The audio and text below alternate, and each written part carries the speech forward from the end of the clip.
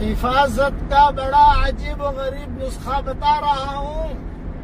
سلف صالحین اسے کرتے تھے. پڑھیے میرے ساتھ. اللہم لا الہ الا انت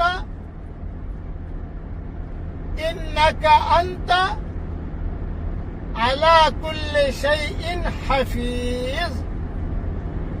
اے ہمارے پیارے اللہ، آپ کے علاوہ کوئی بھی عبادت کے لائق نہیں ہے. بے شک آپ ہی ہر چیز کی حفاظت کرنے والے ہیں. قرآن میں ہے وَرَبُّكَ عَلَى كُلِّ شَيْءٍ حَفِيظ. یہ یہاں سے لیا گیا ہے.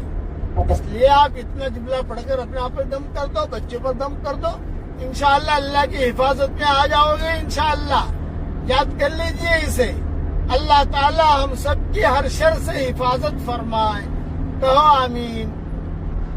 حضرت عمر رضی اللہ تعالیٰ عنہ فرماتے ہیں کہ رسول اللہ صلی اللہ علیہ وسلم 5 چیزوں سے اللہ کی پناہ اس طرح مانگا کرتے تھے. نمبر 1 کنجوسی اور بخل سے. نمبر 2 بزدلی سے. نمبر 3 سینے کے فتنے سے. نمبر 4 قبر کے عذاب سے. نمبر 5 اور بری عمر یعنی زیادہ بوڑھا ہو جانے سے.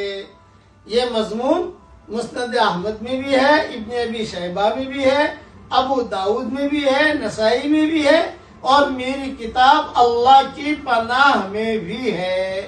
اللہ تعالی یہ دعا ہم سب کے لیے قبول فرمائے. کہیے آمین.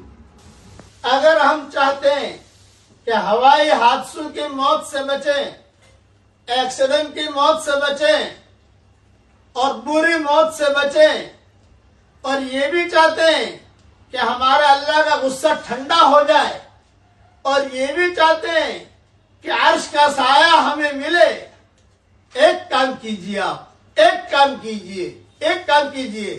چپکے صدقہ کرنا شروع کیجیے. کسی کو پتہ نہ چلے، اور اپنے ہاتھ سے فقیر کے ہاتھ میں دیجیے چپکے سے. بس اتنا کام کیجیے. یہ مضمون کا کچھ حصہ صحیح بخاری شریف میں ہے، اور یہ مضمون کا کچھ حصہ طبرانی میں ہے، کچھ حصہ مسند احمد میں ہے، اور کچھ حصہ مد الرابح فی ثواب العمل الصالح میں ہے. کئی حدیثیں میں نے جمع کر دی ہیں. بس چپکے صدقہ کرنا شروع کیجیے.